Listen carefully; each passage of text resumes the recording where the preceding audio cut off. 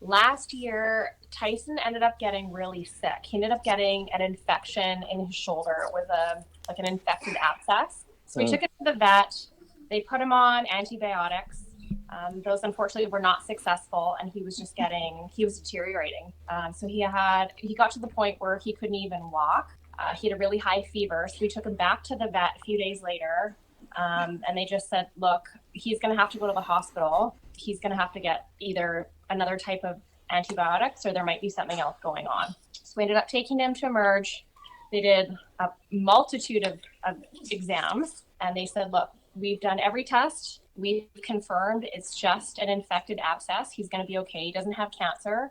We can fix this. We can do surgery for him, but it's going to cost upwards of $9,000 to $10,000." So at that point, I had a little bit of a meltdown because I didn't expect it to be so expensive. In my head, I was like, okay, like $2,000. I was preparing myself I just wasn't expecting it to be so high. So when they kind of broke that news, I just kind of had a meltdown. I said, how are we going to afford this? Like, this is crazy.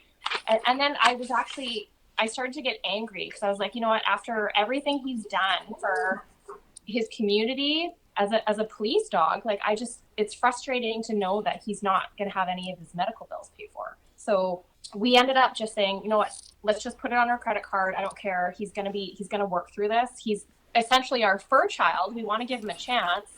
He had the surgery, and then you had heard about Ned's Wish through someone.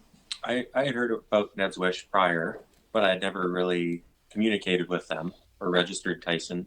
So we reached out to Ned's Wish and we said, look, we've heard of your foundation. We heard you might be able to assist with medical bills for retired police dogs. And they said, absolutely, you've come to the right place.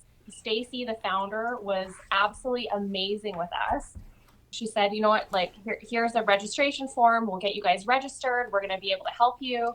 They helped us cover a large portion of the bills right away and helped us fundraise. So at that point, I was just like, oh my goodness, like, this is such an amazing foundation.